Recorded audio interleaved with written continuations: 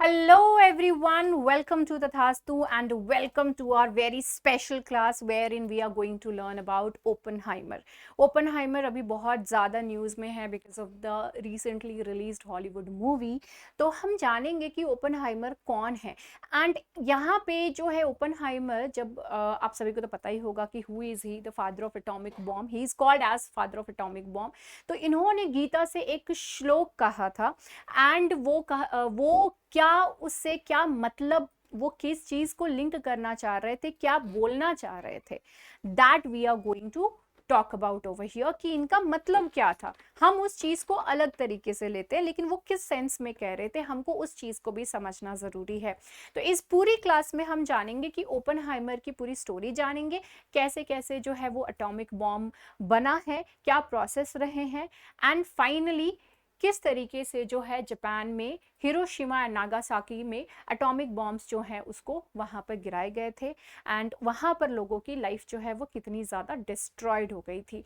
दो बहुत ज़्यादा जो है इनको लार्जर देन लाइफ जो है वो दिखाया जा रहा है but because of his bomb only the two places over there in Japan were destroyed. चलो now let's get started with this thing. Oppenheimer, Oppenheimer का पूरा नेम जो है complete name that is Julius Robert Oppenheimer. Julius Oppenheimer जो है इनके father का नाम है एंड उन्हीं के नाम से जो है इसमें बीच में रॉबर्ट लगा करके इनका नाम है. इनका जन्म कब हुआ था? इनका जन्म 22 अप्रैल 1904 में न्यूयॉर्क सिटी में हुआ था एंड जूलियस रॉबर्ट ओपनहाइमर जो हैं, जो इनके फादर थे, वो खुद भी एक जर्मन थे एंड उसमें भी सबसे ज्यादा इंपॉर्टेंट पॉइंट ये थे कि ये जूइश थे, जू थे एक. सो ये जो पॉइंट है ये बहुत बड़ा पॉइंट है बिकॉज एटॉमिक बॉम्ब जो बनाने के लिए होड़ हुई थी that was started because of the Germans पहले जो है इसको बनाने में लगे हुए थे. खैर सो यहाँ पर जूलियस रॉबर्ट ओपनहाइमर जो है वो जर्मनी से आकर के यहाँ पर न्यूयॉर्क सिटी में सेटल हुए एंड यहाँ पर इन्होंने अपनी खुद की जो टेक्सटाइल इंपोर्टिंग ट्रेड थी वो स्टार्ट किया. इन्होंने अपना जो है टेक्सटाइल का व्यापार जो था उसको यहाँ पर इन्होंने स्टार्ट किया जिसकी वजह से they he made lots of money. He was one of the richest person over there in the New York city. जहां बात आती है ओपनहाइमर की, जूलियस और रॉबर्ट ओपनहाइमर की, तो हम यहाँ पर अभी इनको ओपनहाइमर ही करके बोलेंगे, ठीक है. तो जब इनकी बात आती है तो he has always been very intelligent. ये बहुत ही शार्प माइंड रहे हैं शुरू से ही, बहुत ही ज़्यादा शार्प माइंड एंड इंटेलिजेंट थे. तो इन्होंने जो है ग्रेजुएशन किया एंड इन्होंने ग्रेजुएशन बहुत ही जल्दी एक्चुअली कवर कर लिए थे. So as you can see कि ये ग्रेजुएट हुए हार्वर्ड यूनिवर्सिटी से जो है इन्होंने पढ़ाई करी थी. ओके एंड इन्होंने जो बैचलर्स डिग्री जो है इन्होंने कहाँ से लिया था? केमिस्ट्री में हार्वर्ड यूनिवर्सिटी से इन्होंने ग्रेजुएशन किया था. कौन से साल में? 1925 में. एंड देन फर्दर इन्होंने पीएचडी करी फिजिक्स में यूनिवर्सिटी ऑफ गॉटिंगन जो कि जर्मनी में है. ओके तो यहाँ पर इन्होंने 1927 में, so with in you can see that 2 years इन्होंने पीएचडी भी कर ली. सो यू कैन सी कि पीएचडी करने में कितना लोग रिसर्च करने में टाइम ले लेते हैं but he did it within 2 years only. इन्होंने जो है ये काम करके दिखाया. लेटर ऑन इन्होंने यूनिवर्सिटी ऑफ कैलिफोर्निया जो था इसको भी इन्होंने ज्वाइन किया and here he joined in the physics department because he was very much interested in the physics में बहुत ज़्यादा जो है इनका इंटरेस्ट था. When it comes to the significant work, जब इन्होंने जो काम किया तो थेरेटिकल फिजिक्स में इनका अच्छा खासा जो है कंट्रीब्यूशन माना जाता है एंड इनके अचीवमेंट्स किस में माने जाते हैं? क्वांटम मैकेनिक्स में एंड न्यूक्लियर फिजिक्स में भी जो है इनकी बहुत ही अच्छी पकड़ थी एंड इन्होंने इनका जो है अच्छा खासा कंट्रीब्यूशन है इस चीज़ में भी. इसके अलावा जो इनके स्टूडेंट्स हैं ही ऑल्सो अलॉन्ग विथ, ये अपने स्टूडेंट्स के साथ मिल करके जो इनके अच्छे ग्रुप थी स्टूडेंट्स के साथ, तो इन्होंने कंट्रीब्यूशन किया to the theory of neutron stars and black holes, quantum field theory and interactions of the cosmic rays. तो ये सारी चीज़ें, तो यू कैन सी कि कितना वाइडली चीज़ों को ये कवर करते हो, कितना वाइड जो था इनका नॉलेज था. तो जो बहुत हाईली इंटेलिजेंट लोग होते हैं वो उसी टाइप के लोगों को अपने आसपास भी रखना पसंद करते हैं and they are not very be interested in any kind of stupid talks or anything like that. He ये हमेशा से अपने आप को इन्वॉल्व कर रहे थे ऐसी ऐसी चीज़ों में जिससे कि उनका मेंटल स्टेट जो है, उनकी जो नॉलेज है, not the mental state but the knowledge increase, वो बार बार जो है वो अच्छी लेवल पे हो और भी ज़्यादा जो है वो इंक्रीज हो। इसकी वजह से इन्होंने बहुत सारे जो है वो डिफरेंट लैंग्वेजेस भी लर्न किए। नाउ यहाँ पे later on he joined University of Cambridge, as you can see over here। University of Cambridge में इन्होंने as a member of Christ's College 1924 में इन्होंने ज्वाइन किया। एंड ये ओपनहाइमर जो है अर्नेस्ट रदरफोर्ड, आप यहाँ पर देखोगे कि ओपनहाइमर एक ऐसे साइंटिस्ट थे जो अपने टाइम के सारे फेमस जो साइंटिस्ट थे, नोबल लॉरिएट्स थे साइंस की फील्ड में, उन सभी से मिल चुके थे। He even met Einstein also, Rutherford also, he met J.J. Thomson as well। He met a lot many scientists regarding the work, for the study, for the work, a lot many things। So ये Rutherford के पास जो है इन्होंने permission मांगा कि भाई मेरे को जो है आप अपने अंडर रख लीजिए एंड मुझे चीज़ें सिखाइए करके। बट रदरफोर्ड जो है वो यहाँ पर इनसे इम्प्रेस नहीं थे। सो यहाँ पर क्या हुआ, रदरफोर्ड जो है उन्होंने इनकी जो एप्लीकेशन थी वो रिजेक्ट कर दी कि भाई हम जो है आपको अपने अंडर नहीं रख सकते हैं। लेकिन J.J. थॉमसन जो है वो फाइनली उन्होंने एक्सेप्ट कर लिया कि ठीक है आप काम करो मेरे साथ, लेकिन मेरे लैबोरेटरी के जितने भी काम हैं वो सारे काम तुमको करने पड़ेंगे। एंड यहाँ पर ये देखने को मिलता है कि रदरफोर्ड जो ये काम को वो एकदम मिनिस्क्यूल टाइप समझते थे कि कोई खास इफेक्टिव काम नहीं है, उससे मेरी पर्सनालिटी, मेरी नॉलेज में कोई भी जो है फ़र्क नहीं हो रहा है। बट यहाँ पर क्या चीज़ हो रही है कि मेरे पास जो फिजिकल वर्क है वो बहुत ज़्यादा हो रहा है, क्योंकि लैब में जितने भी काम होते थे, वो जो भी पेपर वर्क करना है, जितनी भी चीज़ें करनी है, वो कहा गया ओपनहाइमर को कि आप ही करेंगे। तो इन सारी चीज़ों की वजह से ये बहुत ज़्यादा डिप्रेशन में जाने लगे, इनको ना मेंटल इशू होने लगे, जो एकदम मेंटली डिस्टर्ब होने लगे थे। तो काफ़ी ज़्यादा नेगेटिविटी थॉट्स जो है वो इनके अंडर आने लगी। इसी बीच इनका जो इंट्रोडक्शन है, इनको इंट्रोड्यूस कराया जाता है श्रीमद् भगवद गीता से। एंड यहाँ पर जो है ये इससे इतना ज़्यादा इम्प्रेस होते हैं कि ही always kept a book with him, वो अपने साथ जो है इसको रखा करते थे और इन्होंने इस चीज़ को पढ़ा। पहले जो है इनकी शुरुआत हुई थी when it comes to the Bhagavad Gita. तो भगवद गीता श्रीमद् भगवद गीता जो है इससे इंट्रोड्यूस कराने वाले आर्थर डब्ल्यू राइडर, ये इन्होंने जो है इनको संस्कृत सिखाया। एंड ये संस्कृत सीखने के बाद ओपनहाइमर डायरेक्टली जो है वो संस्कृत में ही पढ़ा करते थे, because all of us are aware of this thing कि जब आप किसी चीज़ का ट्रांसलेशन पढ़ते हो तो उसमें उसकी जो एसेंस होती है, जो खूबसूरती होती है, वो गायब हो जाती है, वो उसमें वो फीलिंग नहीं आ पाती है। तो यहाँ पर इन्होंने डायरेक्टली जो है वो संस्कृत में ही पढ़ने लगे। And all thanks to Arthur W Ryder, he was the one who taught him. और इनकी वजह से जो है इनका इंटरेस्ट भी आया था श्रीमद् भगवद गीता में। एंड ये श्रीमद् भगवद गीता पहले ये ट्रांसलेशन पढ़ते थे, लेटर ऑन जब इनका इंटरेस्ट और भी ज़्यादा आने लगा तो ये फिर संस्कृत सीख करके डायरेक्टली अपने से ये पढ़ने लगे थे। और ये इतने ज़्यादा इम्प्रेस थे श्रीमद् भगवद गीता से कि जब भी इनको किसी को गिफ्ट देना होता था तो वो एक कॉपी जो है वो दूसरों को पकड़ाया करते थे, उनको दिया करते थे एज अ गिफ्ट। एंड अपने साथ जो है एक वही पुरानी सी ओल्ड बुक जो है जिसको बार बार पढ़ने से आप देख सकते हो कि कैसा इम्पैक्ट हो जाता है बुक के ऊपर, उसको वो अपने पास रखा करते थे। एंड वो अपनी स्टडी टेबल पे जनरली उसको रखा करते थे। एंड इसके अलावा जो इनकी फेवरेट बुक थी दैट वाज द मेघदूत। आप सभी को पता होगा कि मेघदूत जो है वो संस्कृत में लिखा गया था। एंड ये जो है किसने लिखा था, कालिदास जी ने। ये उनकी सबसे सुंदर संरचनाओं में से एक है। तो ये दो जो है इनके ये फेवरेट बुक होते थे। ये इन्होंने एक बार अपने भाई को लिखा that Gita was very easy and quite marvellous and he called it the most beautiful philosophical song existing in any known tongue। He was so much impressed with it। जब भी उनको डिप्रेशन होता था, कभी कोई दुख होता था, तो he always seeked उन्होंने जो है कहाँ पे शरण ली, गीता में। लेकिन यहाँ पर एक पॉइंट आपको बता दें कि मैंने जितनी भी रिसर्च करी वहाँ पे ऐसा कुछ भी नहीं था कि इन्होंने हिंदुइज्म को अपनाया था, ऐसा कुछ भी नहीं था। But yes, he was the follower of Shrimad Bhagavad Gita. So he और एंड ये सोचिए कि इतनी ज़्यादा इम्प्रेस थे विष्णु भगवान से, कृष्ण भगवान से इतने ज़्यादा इम्प्रेस थे कि इन्होंने अपनी कार का नाम जो है वो भी गरुड़ रखा था, कि भाई मेरा गरुड़ कहाँ है। ही नेवर कॉल्ड इट कि हाँ भाई, वो कोई ब्रांड के नेम से नहीं बोलते थे, बल्कि उसको उन्होंने जो नाम दिया था गरुड़ नाम दिए थे। एंड गरुड़ हम सभी को पता है जो कौन है, दी विष्णु भगवान के सवारी हैं, ठीक है। अब ये सारी चीज़ें चल रही हैं एंड इसके अलावा जो है बाद में क्या हुआ, जूलियस ओपनहाइमर अपनी पढ़ाई कर रहे हैं, साथ साथ डिप्रेशन से भी जूझ रहे हैं एंड ये आसपास देख रहे हैं कि किस तरीके से जो है मैं इस चीज़ से बाहर निकलूँ, तो जिसमें इन्होंने जो है श्रीमद् भगवद गीता का सहारा लिया। इसी बीच क्या हुआ कि 1937 में इनके जो फादर थे जूलियस ओपनहाइमर, इनकी डेथ हो जाती है। And as all of us are aware of this thing कि ही वॉज वेरी रिच, बहुत ही रिच पर्सन थे।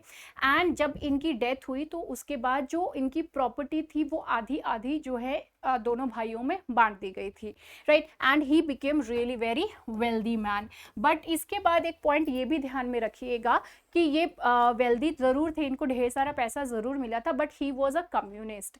तो ये सोशल वेलफेयर में जो है वो बहुत ज़्यादा जो है वो फेवर करते थे इन सारी चीज़ों को। तो इन्होंने जो अपना जो इनको पार्ट में मिला था, उन्होंने उस चीज़ को दान कर दिया।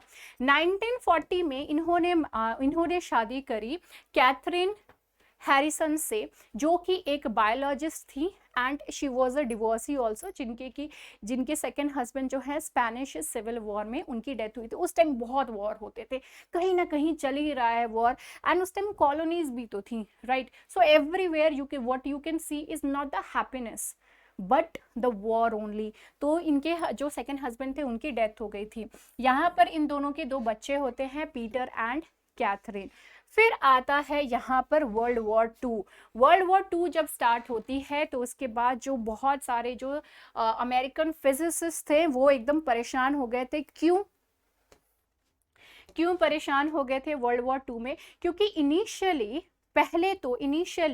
अमेरिका वर्ल्ड वॉर 2 में पार्टिसिपेट नहीं किया था, बट लेटर ऑन उसको पार्टिसिपेट करना पड़ा। क्यों? क्योंकि जापान ने जो है पर्ल हार्बर पे हमला कर दिया था। कब किया था इन्होंने? 7 दिसंबर 1941 को इन्होंने अटैक किया था पर्ल हार्बर में। एंड उस टाइम जो है किसी तरीके की कोई भी वॉर की चर्चा नहीं थी कि अमेरिका जो है किसी तरीके से पार्टिसिपेट करेगा वर्ल्ड वॉर 2 में, उसने नहीं किया था। लेकिन जापान की इस एक एक्शन की वजह से यहाँ पर जो है अब चीजें बदलने लगी। अब अमेरिका को जो है जबरदस्ती इस वॉर में पार्टिसिपेट करना पड़ गया, क्योंकि उन्होंने उनका एरिया में इंट्रूड किया, वहां पे जो है अटैक किया।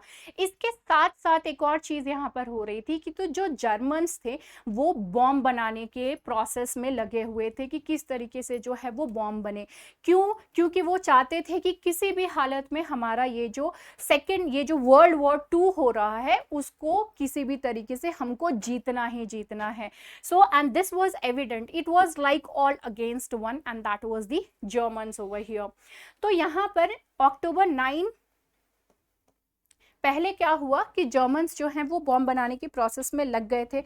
तो यहाँ पर अमेरिका भी इस चीज़ को लेकर के अलर्ट हो रहा था कि ये चीज़ जो है हमारे ऊपर भी बैकफायर कर सकती, बैकफायर तो नहीं मतलब हमारे ऊपर भी ये लोग अटैक कर सकते हैं।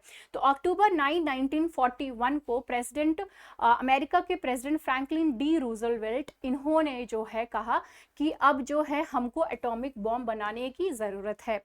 सो मई 19, अब ये सारी चीज़ें प्रोसेस होने में कभी भी टाइम लगता है, ऐसा नहीं कि क्विकली यहाँ पे डिसीजन लिया वहाँ पे फिर काम हो गया, फिर क्विकली डिसीजन लिया वहाँ पे काम हो गया, तुरंत नहीं होती है, it takes time, it's a process, right. तो मई, अब यहाँ पे अक्टूबर, अब यहाँ पे देख सकते हो मई 1942 में national defence research committee chairman James B Conant, James B Conant, जो कि नेशनल डिफेंस रिसर्च कमेटी के चेयरमैन थे, वो ओपनहाइमर के लेक्चरर भी थे। कहाँ पर लेक्चरर थे ये? हार्वर्ड में थे। तो इन्होंने ओपनहाइमर को जो है बुलाया, उनको पता था कि भाई ये किस तरीके का काम करते हैं एंड इनको किस हिसाब से जो है वो knowledge, teacher knows everything. So यहाँ पर उन्होंने जो है इनको इन्वाइट करे related to this neutron calculation, fast neutron calculations, इन सारी चीज़ों को लेकर के, because they're studying about this fission thing, कि किस तरीके से जो है फिजन हो एंड ये बॉम्ब जो है हम बना सके, इसलिए। एंड इनको ओपनहाइमर इस चीज़ में, इनको जो काम दिया गया था इसमें जुट गए एंड इसकी वजह से इनको एक टाइटल दिया गया, that is the coordinator of rapid rupture. So इसी वजह से इनको ये नाम दिया गया एंड लेटर ऑन जो है यही जो फास्ट न्यूट्रॉन चेन की वजह से ही एटॉमिक बॉम्ब जो है वो बनाने में आसानी हुई थी। तो ये यहीं से जो है इसकी शुरुआत यहाँ पर हो गई थी, राइट। अब यहाँ पर इन्होंने सबसे पहले, अब ऑब्वियस सी बात है कि जब आप कोई इतना बड़ा काम कर रहे हो तो इस चीज़ को सीक्रेट रिलीज नहीं होना चाहिए, कहीं पे भी जो है किसी को इसके बारे में पता नहीं चले। ये इतनी ज़्यादा सीक्रेट चीज़ थी कि ये जो प्रेसिडेंट थे और कुछ ही लोगों के अलावा और किसी को इसके बारे में पता नहीं था। पहले जो रिक्रूटमेंट हो रहे थे वो बहुत ही कम थे, लेकिन धीरे धीरे थोड़े ज़्यादा बढ़ गए एंड वहाँ पे उन सभी को इस तरीके से लगाया हुआ था जिससे लोगों को ये ना पता चले कि भाई यहाँ पे कुछ बहुत ही सीक्रेट कोई काम जो है वो हो रहा है, बल्कि यहाँ पे नॉर्मल जो काम होता है, that is the only thing which is happening. तो यहाँ पे इन्होंने जो है एक प्लेस को चूज किया and that was a school, actually एक ओल्ड स्कूल थी जिसको कि यहाँ पर चूज किया गया था। Let me show you that.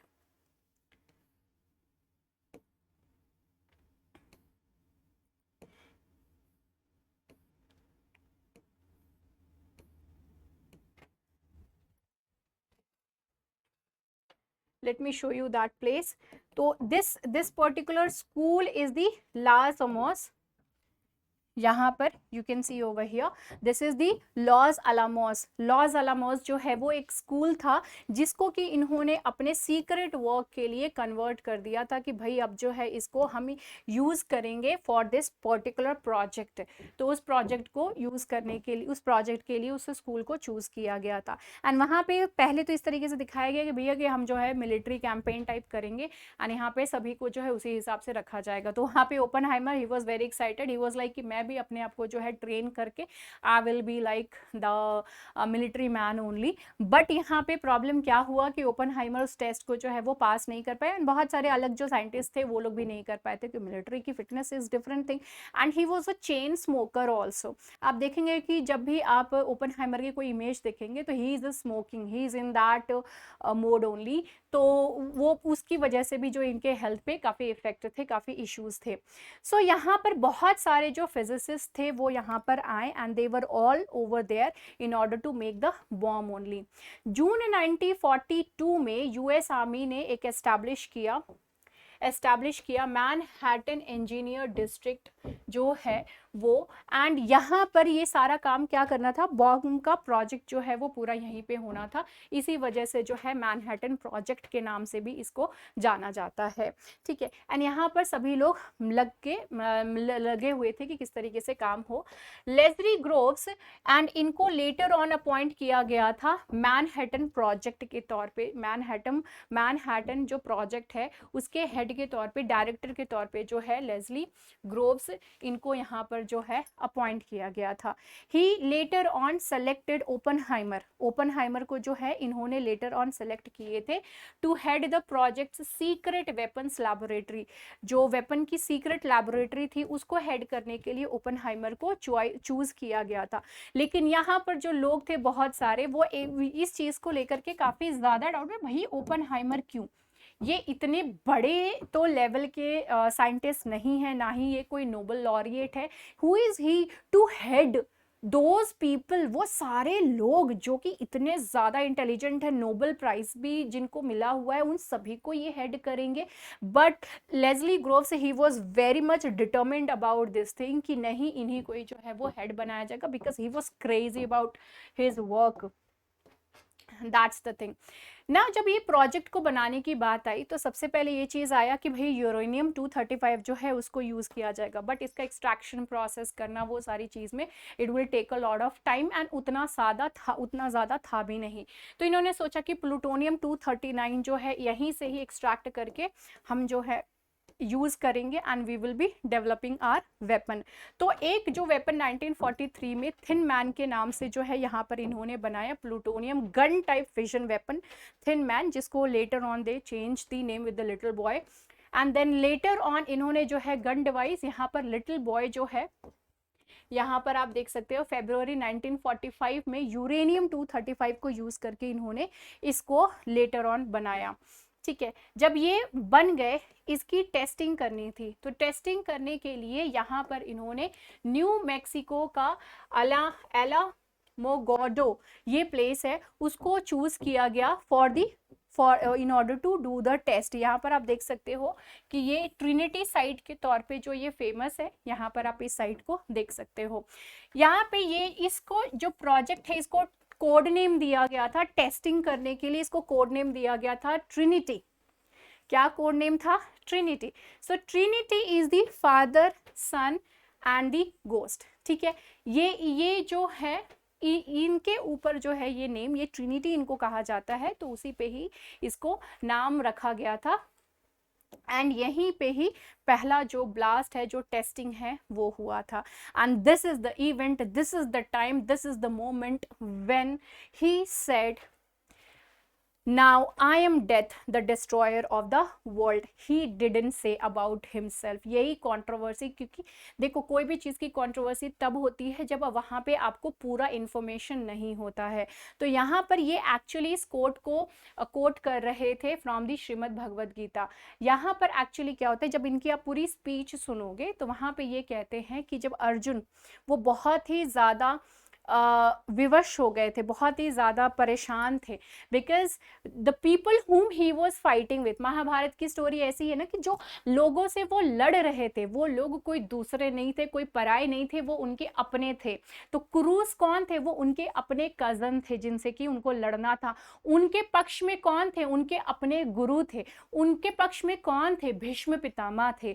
तो वो सबको देख करके ही वॉज शेकिंग कि मैं कैसे वहां पर जो है मैं उन सबसे कैसे लड़ूं, वो मेरे अपने हैं। तो इस चीज को लेकर के विष्णु भगवान यानी कि कृष्ण भगवान जो है उन्होंने अपना रूप दिखाया जिसमें कि 10 हैंड्स है, उनका जो अपना असली रूप है उन्होंने वो दिखाया सिर्फ अर्जुन को, और कोई उस चीज को नहीं देख पा रहा था उस पर्टिकुलर मोमेंट को। तो he showed this thing and he said कि मैं आपको शॉर्ट में बता रही हूं कि उन्होंने कहा कि तुम्हारा काम है अपना काम करना, तुम्हारा जो ड्यूटी है उसको करना।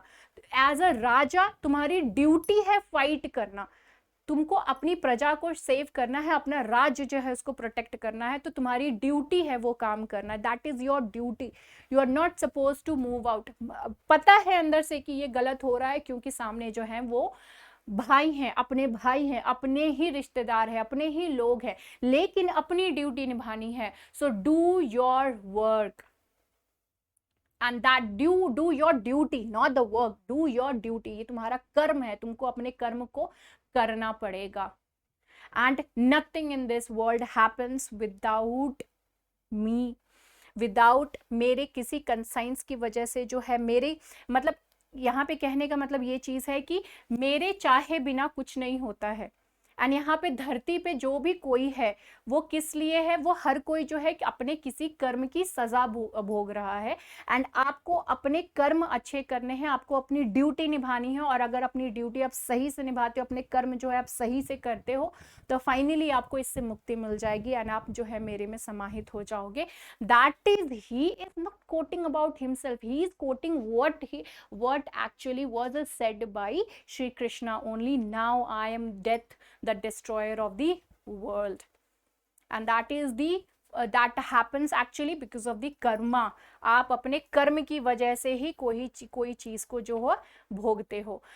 सो फाइनली जो है ये सारी चीज़ें हुई एंड फाइनली जो है वो बॉम्ब बना लॉस एलामोस लैबोरेटरी, आप देख सकते हो। तो इट एक्चुअली फील्स लाइक कि ऐसा लग रहा है ना जैसे कि मिशन इम्पॉसिबल या फिर जो है जेम्स बॉन्ड 007 का जो मूवी होता है उसमें एक घर बनी होती है एंड घर जो है वो साइड हो जाता है एंड उसमें जो है finally you enter over there तो it's like that only, it seems to be like that only. So father of atomic bomb इनको नाम से जो है वो जाना जाता है।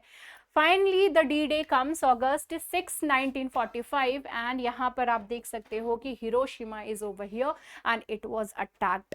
एंड आप यहाँ पे देख सकते हो कि कुछ नहीं बचा है, कुछ भी नहीं बचा है, सिर्फ यही बिल्डिंग है और यही बिल्डिंग आज भी एग्जिस्ट करती है। It is still over there, it was made up of cement ये कहा जाता है। तो इसकी वजह से ये बच गया किसी तरीके से, लेकिन बाकी कुछ भी चीज़ नहीं बची है। Nothing, nothing survived, nothing survived. फिर उसके बाद जो है यहाँ पर इन्होंने लिटिल बॉय जो है हिरोशिमा पे वहाँ पे ड्रॉप किए थे एंड फैट मैन इन्होंने कहाँ पे नागासाकी पे ड्रॉप किए थे। नागासाकी का ये वाला जो इमेज है बॉम्ब ड्रॉप करने के बाद ये काफ़ी ज़्यादा जो है वो फेमस भी हुआ था। एंड ये सारी चीज़ें होने के बाद एंड ये जो सभी चीज़ें हुई, इवेंट हुआ एंड कितने सारे जो लोग हैं वो मारे गए, लैक्स में लोग मारे गए। बहुत सारा जो रेडिएशन की वजह से, रेडियो एक्टिव मटेरियल्स की वजह से भी बहुत लोग जो है वो मारे गए। एंड यहाँ पे हिरोशिमा नागासाकी में ये चीज़ होने की वजह से आज तक बहुत सारे जो जनरेशन, पीढ़ी दर पीढ़ी जो लोग हैं वो आज भी इम्पैक्टेड हैं वो रेडियो एक्टिव एलिमेंट्स की वजह से। एंड ये चीज़ें देखते हुए he was further very much depressed, बहुत दुखी थे और उन्होंने डिसाइड किया कि मैं जो है अब इस चीज़ में मैं कभी भी पार्टिसिपेट नहीं करूँगा। लेटर ऑन जो है यहाँ पर हाइड्रोजन बॉम्ब बनाने का भी डिसीजन लिया गया था कि हाइड्रोजन बॉम्ब बनाया जाए, लेकिन इन्होंने ओपनहाइमर ने इस चीज़ को मना कर दिया था कि I want be the part of this thing. And फिर जैसे ही ये बॉम्ब जो है वो ये दोनों प्लेसेस जो है इन यहाँ पर गिराया गया, उसके बाद मजबूर कर दिया गया जापान को कि आप जो है अब सरेंडर करिए। एंड ये सरेंडर में इन्होंने पोर्ट्स डैम डिक्लेरेशन जो है उसको साइन किया। पोट्सडैम कहाँ पर है? It is over there in the Germany. आप इस पर्टिकुलर एरिया में देख सकते हो। तो दिस इज़ द जर्मनी वाला, जर्मनी में ये पोट्सडैम है, दिस पर्टिकुलर एरिया, ठीक है। तो यहाँ पर जो है ये डिक्लेरेशन को पूरा प्रिपेयर किया गया था कि क्या क्या चीज़ें होंगी एंड ऑल। इसमें किसी भी तरीके से इन्होंने कहा कि भाई हम जो है किसी भी तरीके का रियायत नहीं देंगे, तो आपको अनकंडीशन, कोई भी कंडीशन नहीं करना है, लगाना है, अनकंडीशनल सरेंडर करना पड़ेगा। सो ये अनकंडीशनल सरेंडर का साइन इन्होंने किया जुलाई 26 1945 को। ये पोट्सडैम डिक्लेरेशन बनाया गया, अल्टीमेटम इशू किया गया जुलाई 26 1945 को और कहा गया कि आप जो है इसको साइन करिए। इसमें इसको बनाने में कौन कौन लोग मिले हुए थे? United states and Britain and that of the China, तीनों ये जो है मिले हुए थे पोट्सडैम। यहाँ पे वर्ल्ड वॉर 2 जो है वो ऑलमोस्ट एंड हो जाती है एंड यहाँ पर जर्मनी जो है that also was captured by these allies. So as you can see, the fat man and the little boy, it was dropped over there by the plane and ये blast zone जो है इसको target करके इन्होंने बनाया, इसको जो गिराए थे। and the bomber was this Enola Gay B-29 bomber. It was actually used in order to drop these bomb and all, ठीक है। तो हाइड्रोजन बॉम्ब यानी कि सुपर बॉम्ब बनाने में यहाँ पर इन्होंने इस चीज़ को मना कर दिया था। लेटर ऑन ये जो गवर्नमेंट थी उन्होंने एटॉमिक एनर्जी कमीशन जो है EEC इसको एस्टैब्लिश किए थे। मैनहट्टन प्रोजेक्ट को रिप्लेस करके they establish this thing and finally इन्होंने डिसाइड किया हाइड्रोजन बॉम्ब बनाने के लिए, लेकिन यहाँ पर इन्होंने जो है वो मना कर दिए। So this was the story of Oppenheimer. I hope that you people enjoyed it, liked it, and if you are liking it, then please do give a thumbs up and to comment as well. Bye bye, take care and have a great time.